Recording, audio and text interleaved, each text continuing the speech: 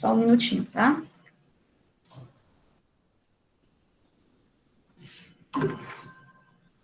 Pronto, então estamos aqui para mais uma aula de filosofia.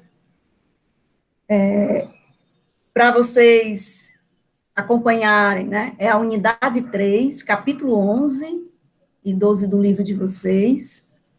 Aí a gente vai dar continuidade ainda, né? Sobre a filosofia na história, né? Ou seja, a história da filosofia. Aí eu queria saber se existe alguma dúvida sobre o conteúdo anterior, que a gente falou sobre o que é a filosofia, a importância da filosofia, essa passagem, né, do pensamento, né, do mito para a filosofia.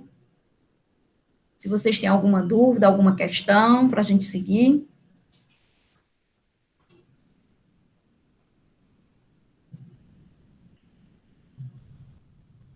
E, pessoal, fiquem, mais uma vez eu vou dizer, fiquem atentos, né, ao roteiro de estudo, porque tem lá o conteúdo para vocês fazerem uma leitura prévia, tem a atividade, tem por onde você encaminhar essa atividade, então não esqueçam, a gente já faz esse trabalho todo, que não é fácil para a gente, é um monte de coisa que a gente tem para fazer, que é para facilitar o estudo de vocês, tá?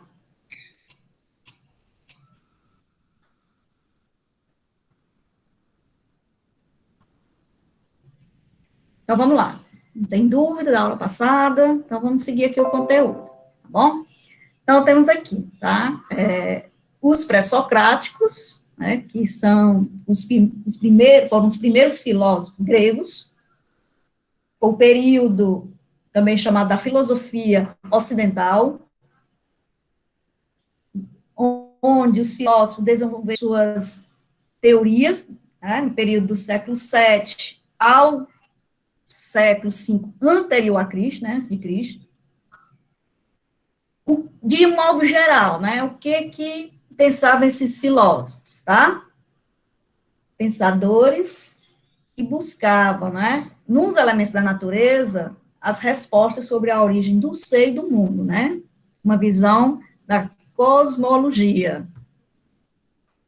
Tá? Não vamos esquecer, ó, passagem do mito ao logos. A mitologia formava o conjunto de crença que o povo grego usava para explicar os fenômenos, né, e fatos de sua vida comunitária ou pessoal. Então, era a forma, né, que se tinha para explicar os fenômenos que aconteciam, era através da mitologia, mas do século VIII a.C. ao século VI a.C., alguns fatos que aconteceram na Grécia Antiga modificaram a visão do povo. Né? Que fatos foram esses? Surgimento da polis. Que são as polis? São as cidades-estado grego, como as cidades, a Grécia era organizada, né? Polis, cada cidade-estado tinha seu governante, cada cidade-estado tinha sua forma de viver, eram cidades-estado chamadas assim, porque eram independentes, tá? Então, foi dentro desse contexto, né, do surgimento da polis, e o pensamento, ele passou, né, por modificações, certo? Também o surgimento, né, de escrita e leis, tá? Temos aqui o alfabeto grego aqui na coluna do meio, e aqui a pronúncia, né? Claro que isso aqui não é todo o alfabeto, eu coloquei aqui só algumas letras. Outra coisa, a invenção da moeda, né? Foi importante, essa parte, né, econômica dos gregos. Então, todos esses fatos aqui concorreram para essa mudança, né? Do mito para o logos, ou para a filosofia, certo? O homem grego começava a viajar e receber visitantes estrangeiros. As cidades gregas caminham para um auge econômico e cultural, e isso requer explicações mais elaboradas, além, né, do mito. surgimento de uma arte de debater, de discutir, de dialogar, discussão acerca das virtudes e etc. Então, pessoal, isso aqui só está recapitulando o que foi dito, né, na nossa última aula, certo? Então, a filosofia surgiu como herdeira, né, da mitologia, mas com a missão clara, apresentar aos homens explicações que fossem, né, além dos mitos. Certo? Então, aqui tem alguns deuses aqui que eu coloquei para vocês, a gente viu, né, na aula passada. Aqui, os primeiros filósofos, eles surgiram, né, na Jônia, né, na região da Jônia, essa região aqui, da Grécia e da Ásia Menor, além, né, os eólios, os dórios, os arcádios, então foram todas nessas cidades-estado que surgiram, né, os primeiros filósofos, que a gente vai estudar na aula de hoje, tá bom? Então, os filósofos, pessoal, eles acatavam parcialmente os mitos, porque essa mudança do mito para o logos, ou a filosofia, não foi uma coisa abrupta, né? Não foi uma coisa de uma hora para outra, né? Ela foi uma coisa que natural, ela foi aos poucos, né? Fazendo essa, né, transição do mito para a explicação de forma que é mais racional, né? Tiveram que ter uma maior preocupação em encontrar, né, o arqué, né? O que é isso? É o princípio do universo, é a busca, né, desse princípio. Então, a principal pergunta deles, de onde eles partiram, né, para defender os seus pensamentos, foi qual elemento que deu origem ao cosmos, né, ao universo. Então, essa foi a pergunta fundamental entre os filósofos para responder. Né? Então, essa foi a principal indagação deles. Certo? Então, eles foram o quê? Responsável pela transição da consciência mítica para uma consciência filosófica. Os filósofos pré-socráticos, gente, eles abandonam essa ideia mítica, como eu disse, não foi de uma hora para outra, e constrói, né, a cosmologia, que é a explicação do universo baseado no logos, que é o quê? O logos, a argumentação, a razão, a lógica, né? Os deuses deram luz à natureza na compreensão sobre a origem das coisas. Agora, os filósofos, eles vão que responder ou buscar respostas, tá? De uma forma que mais lógica, mais racional. Ó, eles eram o quê? Cosmológicos. Cosmo quer dizer universo. Logia, lógica, explicação. E também eram físicos. Por quê? Porque eles vão buscar na natureza a explicação para esse mundo. Aí a gente vai ver aqui, ó, que a maior parte dele deram origem à matemática, à física, tá? Alguma pergunta? Deixa eu ver aqui. Tá complicado para vocês, isso aqui? Tudo tranquilo?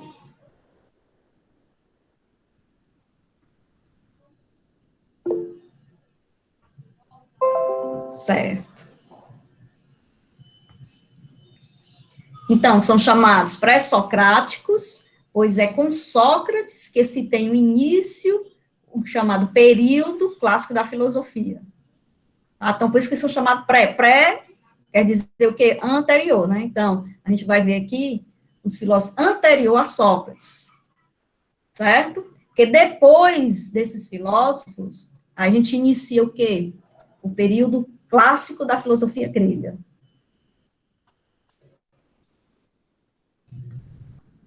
Então, vamos começar aqui, ó. Tales de Mileto, né, que viveu, deixa eu ver aqui uma coisa,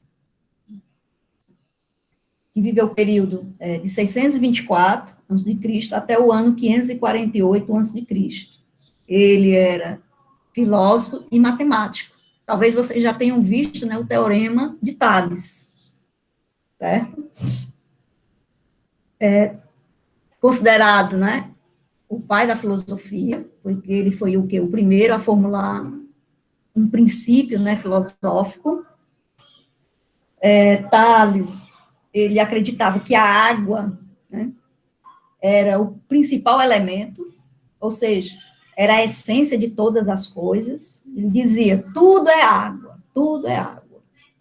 Considerado, né, o pai da ciência, pai da filosofia ocidental, foi o fundador da escola jônica, né, que é a mais antiga escola filosófica da Grécia Antiga. Aí um detalhe, pessoal, quando vocês virem assim, ó, Tales de Mileto, um filósofo, e de alguma coisa, o sobrenome deles, geralmente, é a cidade onde eles viveram, tá? Aqui, Tales de Mileto, porque viveu na cidade de Mileto, certo? Então, geralmente, vocês vão encontrar, é o nome, mas, por exemplo, Anaximenes de Mileto, Heráclito de Éfeso, são as cidades em que eles viveram, tá? Então, voltando aqui ao Tales, certo? Ele foi fundador da escola jônica, né, que é a mais antiga, adepto da chamada filosofia unitarista. O que quer dizer isso, filosofia unitarista? Que só existia um princípio básico, no caso aí, ele, a água, né, só existia um princípio básico, certo?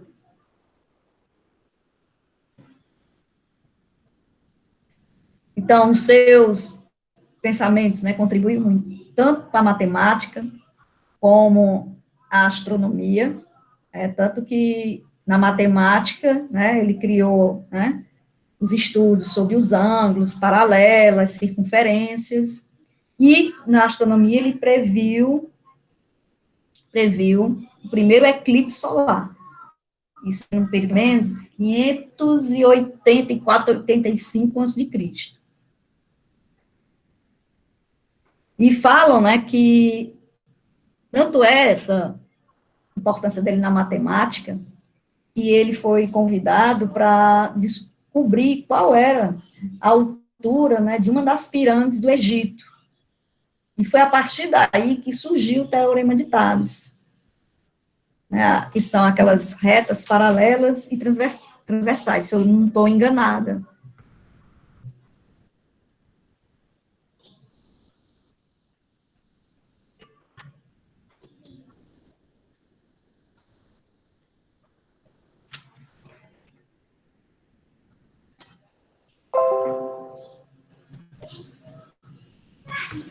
Então, olha, ele diz o seguinte, a água deve ter alguma faculdade especial que lhe permita transformar-se ilimitadamente.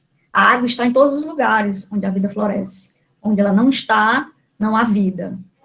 Certo? Aí um exemplo aqui, ó. Quando observava o ciclo das águas do Nilo, Tales observou que a terra, até então, árida e infértil, depois do contato com a água, revelava-se que é próspera e cheia de vida. Ou seja, se transformou, né?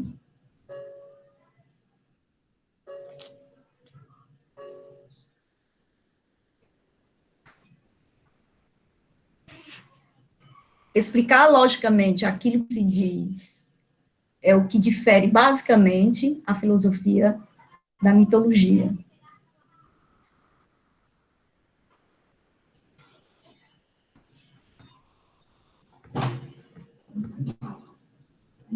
Pessoal, só um minutinho aqui, que ocorreu aqui um probleminha, só um minuto.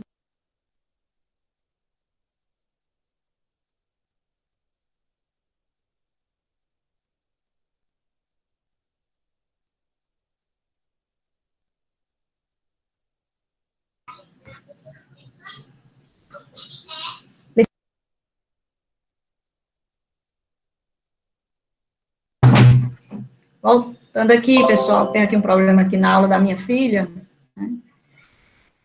Vamos, tem alguma dúvida sobre Tales?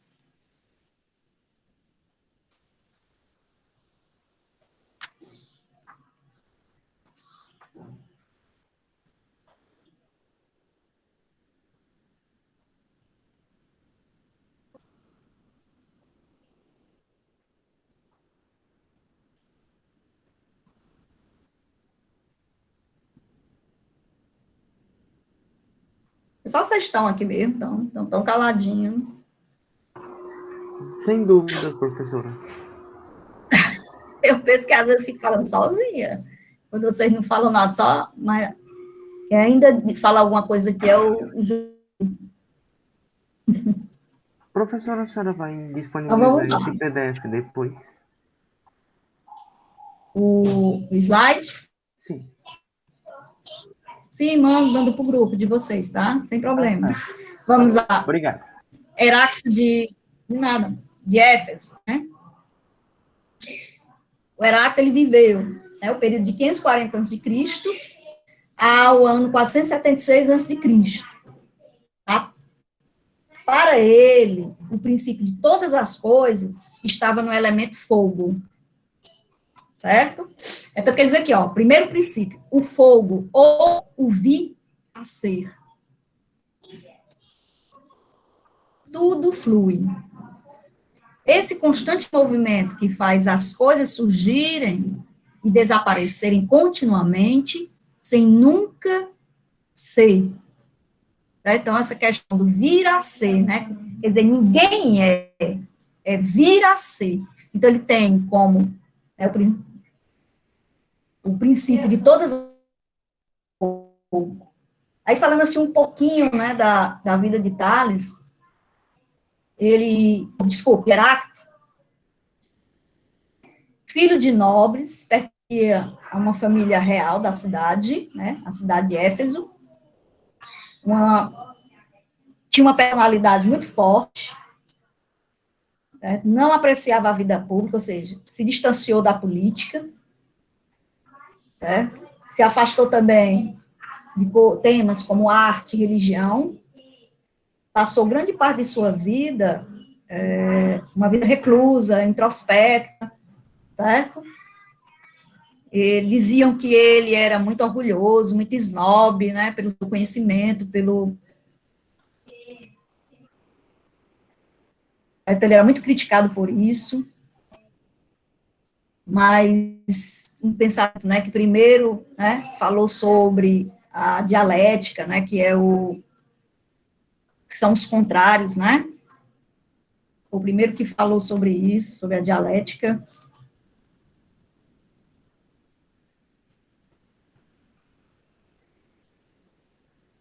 Ok? Então, assim, para ele, o princípio de tudo é o fogo. Parmênides de Eleia.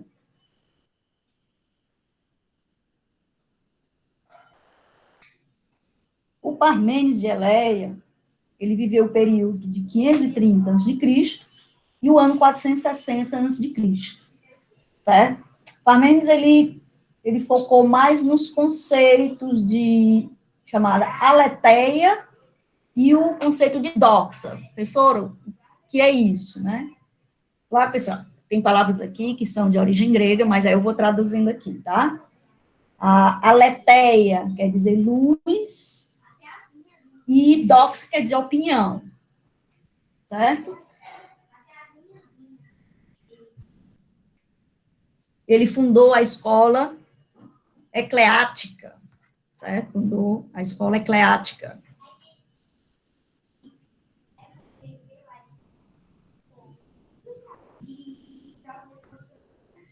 Pitágoras de Samos.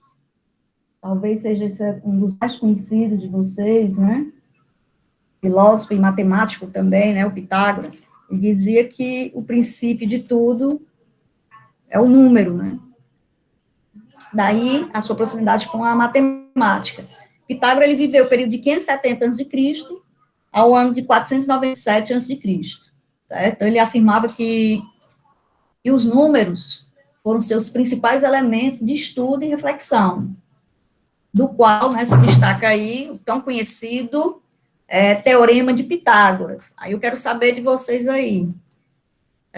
Já estudaram, né, o Teorema de Pitágoras, o que é que vem a ser esse Teorema de Pitágoras? Alguém lembra o que é que foi o Teorema de Pitágoras?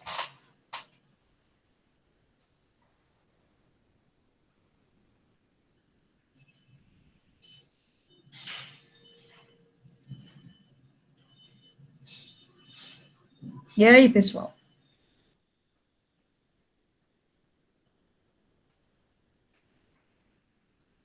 Ninguém lembra do Teorema de Pitágoras?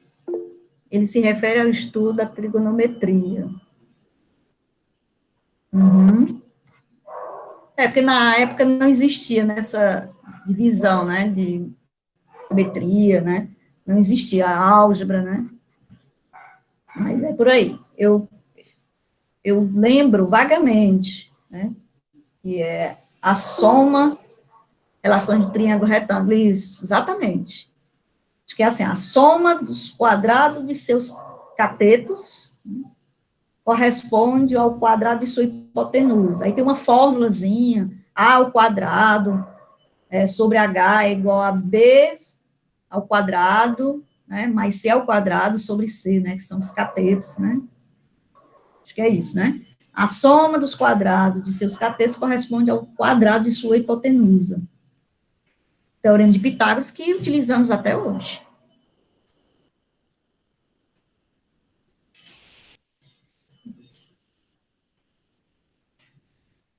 Então, ele também foi responsável por chamar diamantes do conhecimento, aqueles que buscavam explicações racionais para a realidade, né?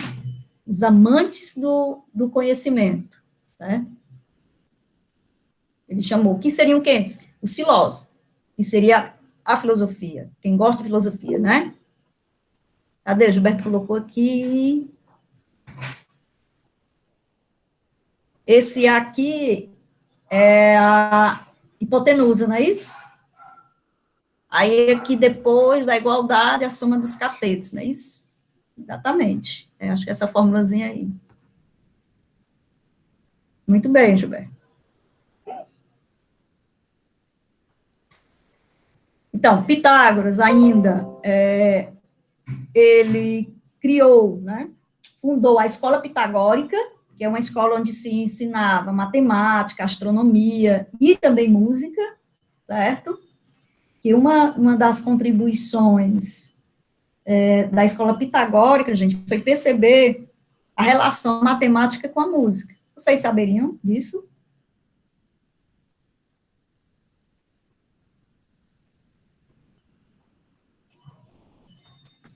Eu acho que se tiver alguém aqui que é músico e saca alguma coisa sobre música, entende o que eu estou falando, né? Existem lá na, as mínimas, semínimas, né, o tempo, né, o pentagrama. Então, tudo aquilo ali, dentro da música, existe a necessidade da matemática.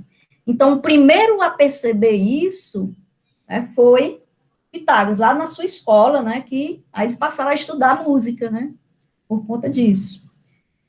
E tem mais, né, dentro da escola, né, eles descobriram os números irracionais, propriedade dos números inteiros, aquele negócio de MMC, né, MDC, ou seja, para Pitágoras, tudo é número. Os números são a base da vida na Terra. Os números, eles representavam, né, a harmonia e a ordem, ou seja, eram consideradas a essência de todas as coisas. Daí surgiu, né, o que se chama harmonia dos acordes musicais. Foi a partir desse pensamento, né, ter como os números, né, a essência de tudo, né, que na música encontraram o quê? A harmonia dos acordes musicais, né, os acordes. Então, para você aprender música, professor, precisa da matemática? Precisa. Se você for realmente um músico, você precisa da matemática, sim.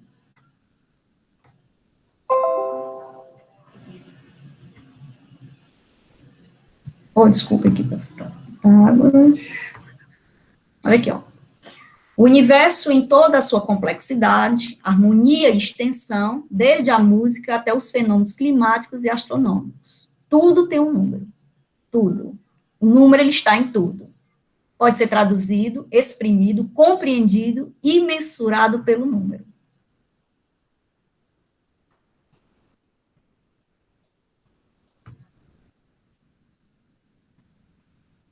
Anaximenes. Anaximene de Mileto, né, na verdade, Anaximene de Mileto, né, ele viveu o período de 588 a.C. até o ano 524 a.C., tá? Partiu de um princípio material encontrado na natureza que justificasse a composição, que é o ar. Ele é sustentação e determinação de todo o universo.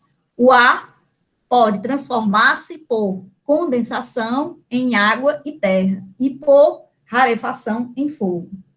Tá? Então, Anaximenes dizia que o princípio de todas as coisas estava no elemento ar. Né?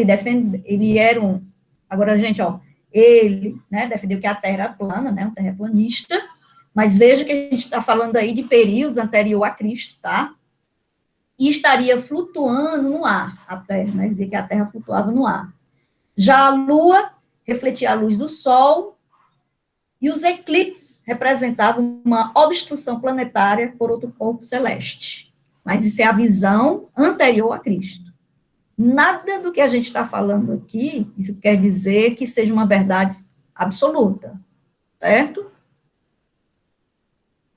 Mas isso aqui é o quê? A construção do conhecimento, né? Construção do conhecimento lógico. Empédocles de Agrigento.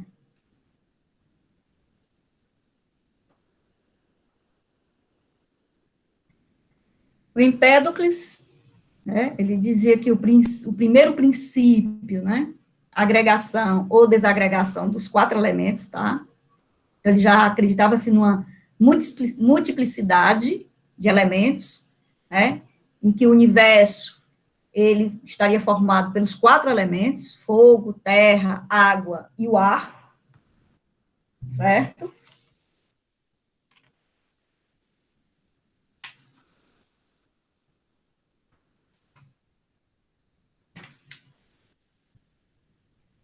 O Empédocle, ele se esforçou muito, né, para conciliar as concepções. Vejam que são as duas concepções de Parmênides e Heráclito, né? Ele juntou as duas concepções, tá? Ele aceitava, né, o de Parmênides a racionalidade, que afirma a existência e permanência do ser, né? O ser é, mas também procurava encontrar uma maneira de tornar racionais também os dados captados por nossos sentidos, né? Então, né, por isso que ele defendia a existência de quatro elementos, certo? O fogo, a terra, a água e o ar. Esses elementos seriam o quê? Movidos e misturados de diferentes formas, né? Em função de dois princípios universais opostos. Então, assim, para Empédocle, todas as coisas existentes, minha gente, na realidade, estavam submetidas a forças cíclicas desses dois princípios, né? Vou dar um exemplo aqui, o amor e o ódio. O amor responsável pela força de atração e união, né, pelo movimento de harmonia das coisas. E o ódio, responsável pela força de repulsão e desagregação e pelo movimento de decadência, dissolução e separação das coisas. Tá?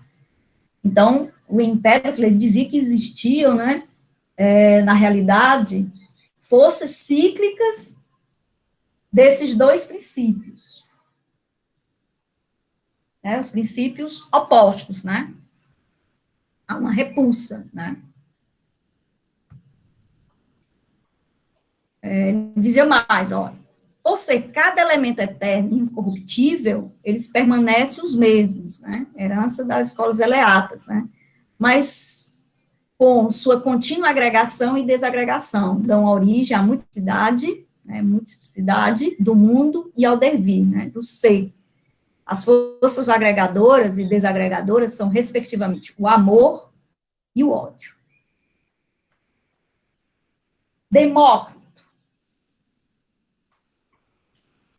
Demócrito de Adibera.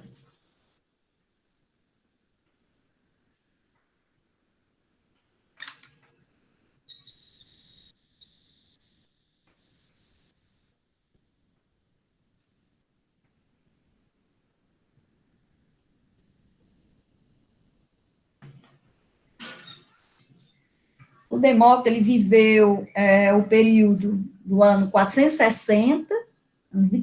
e o ano 370 a.C. Nasceu em Abdera, né, uma cidade no mar Mediterrâneo, certo? Um contemporâneo de Sócrates, de Atenas, apesar de ser até mais novo, né, do que este. Sua reflexão escreveu-se principalmente dentro da tradição pré-socrática, né? E ele foi responsável, junto com o seu mestre, Leucipo, pelo desenvolvimento de uma doutrina que ficou conhecida pelo nome de atomismo, certo? Ou seja, uma concepção dele mais assim, ligada à física e química, né? Sua doutrina dizia que todas as coisas que formam a realidade são constituídas por partículas invisíveis. Por isso que é o átomo, né? O primeiro princípio, né, defendido por Demócrito é o átomo, né? No qual tudo depende, certo? Aí diz assim, ó, primeira teoria atômica, um espaço vazio separa os átomos, permitindo-lhes que se movam livremente. Então, o Demócrito, ele concordava com a necessidade de plenitude e unidade do ser, mas não aceitava que o não ser fosse uma ilusão. Para ele, a experiência do movimento era justamente a prova da existência de um não ser, né? Ou seja, o vazio, né? Aproximando-se dessa concepção, né, as partículas invisíveis, tá? Como ser parmênico o átomo, Demócrito seria uno, pleno e eterno. É difícil vocês entenderem isso.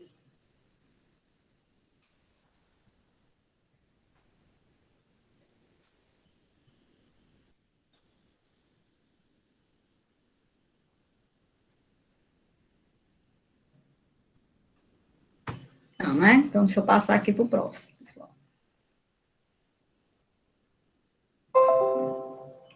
Anaximandro.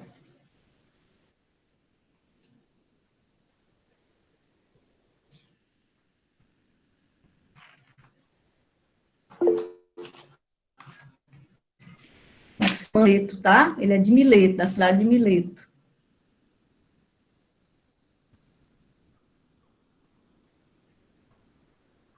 Ok, Elias. Ótimo. Anaximandro de Mileto. Ele viveu o período de 610 a.C. até o ano 547 a.C. Ele era discípulo de Tales, certo? E para ele, o princípio de tudo estava no elemento denominado apeiron. Apeiron, certo? Apeiron.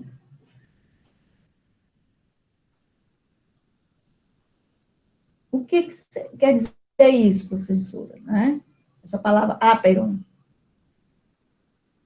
é uma espécie de matéria infinita, certo? Uma espécie de matéria infinita. Apeiron define que o mundo teve a origem de uma substância indefinida, que representava o infinito e o indeterminado, né? Aquilo que não pode ser determinado, infinito.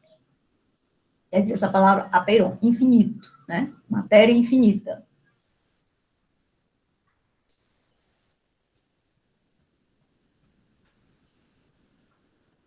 Então, ele desenvolveu, assim, diversos estudos sobre a natureza, filosofia, política, matemática, astronomia, geografia, certo?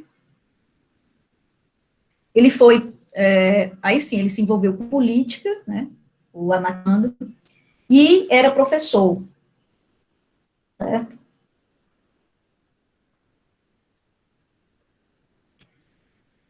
As pessoas chamavam ele de visionário, né? Ok?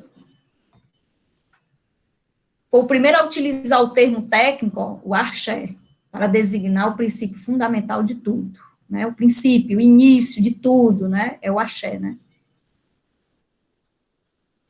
Mas aí eles partiam de quê, né? Desse princípio, né? Que que era ilimitado, infinito, né, tanto que eu coloquei aqui, ó, o símbolo do infinito. Não existe, por exemplo, a origem do universo, você determinar. O universo ele foi criado tal dia, é isso, é aquilo. Não. Ele é o quê? Ilimitado, indeterminado e infinito.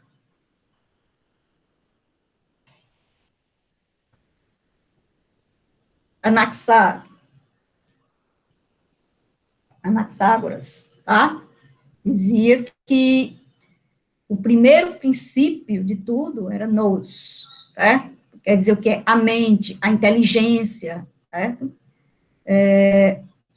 E criticava muito nessa questão da mitologia, era um crítico à mitologia, que as estrelas, a lua e o sol são rochas e não deuses, né? Então, foi um crítico, né, da mitologia, certo?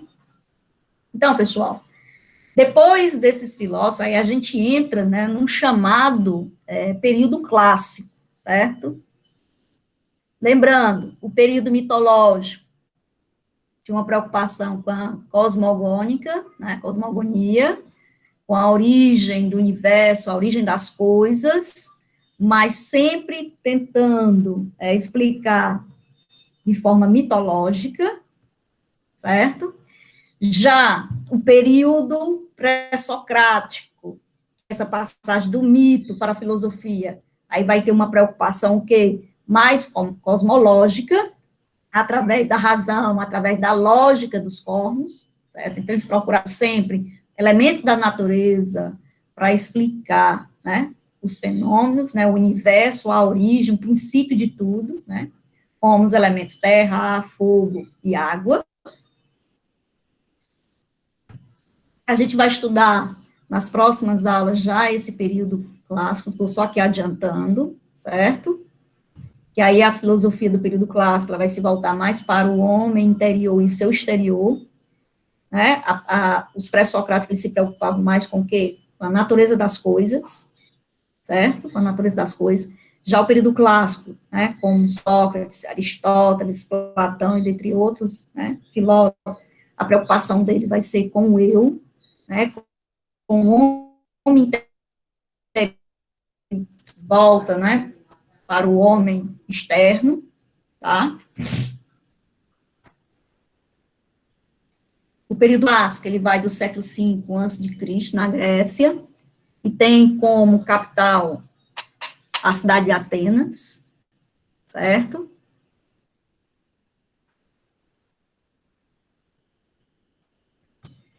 Aqui as três grandes figuras, né, os três grandes filósofos do período clássico, né, Sócrates, Platão, Aristóteles. Aí vamos ver também, né, os sofistas, que foi onde, né, os professores, eles cobravam pelos seus ensinamentos. É uma escola que vai romper, né, com Sócrates, Platão e Aristóteles, que eles não cobravam pelos ensinamentos. Já os chamados sofistas, né, eram professores de filosofia, mas eles cobravam pelos seus ensinamentos. Os sofistas. Nesse tempo, a filosofia ela amadurece, tomando conta de um pensar grego, né, mais racional, mais lógico, né, mais argumentativo, e principalmente, pessoal, mais preocupado com a educação dos seus cidadãos, né, do povo ateniense, certo? Esse período era muito importante, né, torna-se vital para a formação do cidadão, né, aquele cidadão no sentido de participativo, aqueles que querem saber sobre a sua cidade, conhecer sobre a sua cidade. Então, no período clássico, né, também há um envolvimento, né, político nesse período, certo? Voltando aqui para vocês, existe alguma pergunta, alguma dúvida?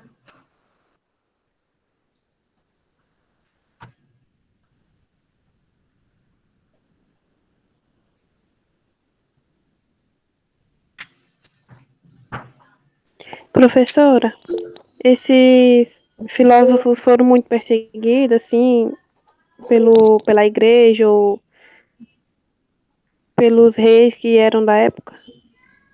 Uhum. Alguns, né? Porque muitos deles não se afastaram da religião, não, certo? Mas no caso, né, de Sócrates, né, ele vai ser muito perseguido, né? Na verdade, né? Eu acho que no período clássico, né, vai haver uma maior perseguição, até porque os governantes ainda estavam na crença, né, dos deuses, né? E os filósofos, né? Foi muito boa aqui a sua pergunta, né? E os filósofos, eles vão passar, né, a questionar, né, críticos, né, aos mitos, então vão acabar quebrando a crença, né, na mitologia, né?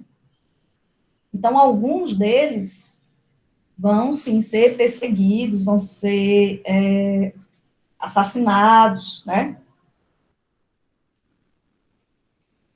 Mas, principalmente, né, em relação à filosofia clássica, né?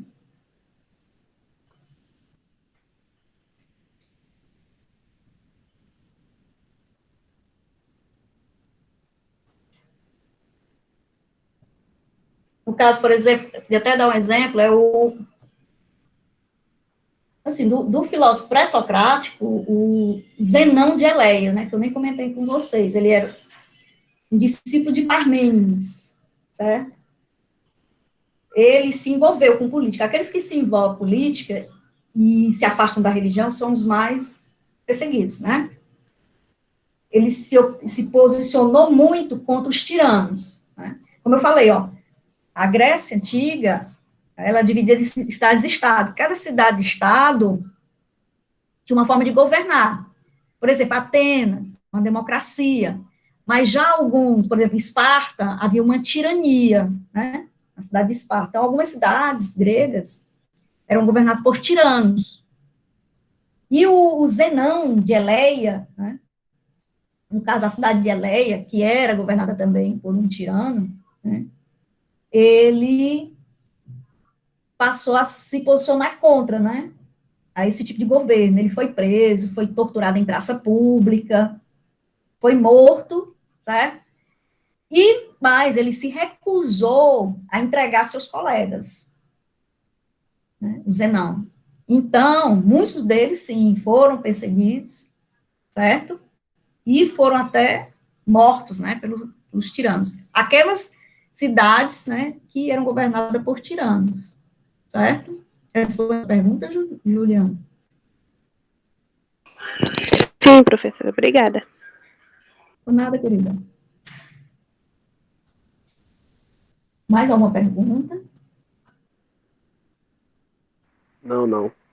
Nenhum. E assim, e assim, gente, ó, é muito difícil conhecer o pensamento do período pré-socrático, sabe?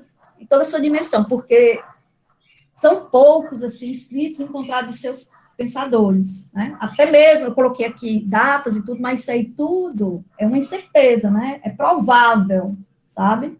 Então, o que se menos sabe sobre a filosofia antiga são os pré-socráticos, mas que eles contribuíram para a formação de um pensamento mais racional já lá no período clássico, que a gente vai estudar na próxima aula, né, Sócrates, Platão e Aristóteles, certo? E, ó, no caso, o Sócrates, né, que a gente vai ver, ele não deixou nada escrito, né? O Sócrates não deixou nada escrito, ele não sabia nem escrever. Então, de tudo que se tem, foram que seus discípulos. Certo? Então, existe uma carência do período pré-socrático, né, em fontes, sabe? Em fontes sobre o período pré-socrático. Mas já o socrático, né, já existe o quê? Um número maior de documentos e livros, né, que eles deixaram, com exceção do Sócrates, né, porque o Sócrates não escreveu nada. Tudo que se sabe sobre ele foi os discípulos, né, no caso aí, o maior discípulo dele foi Platão, né, certo? Mais alguma pergunta, mais alguma dúvida?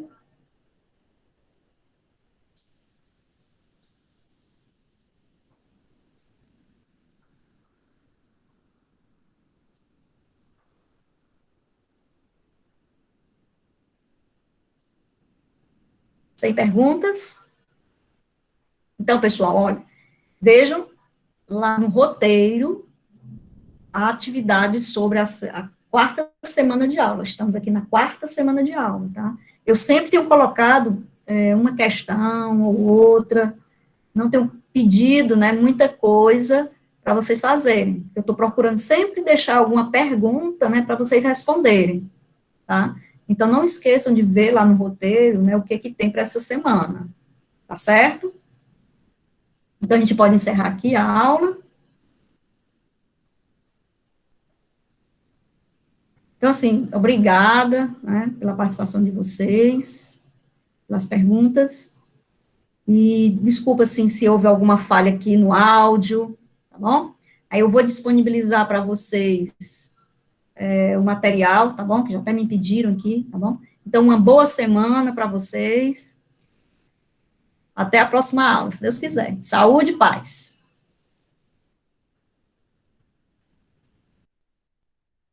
Saúde e paz, professor. Amém, meu filho.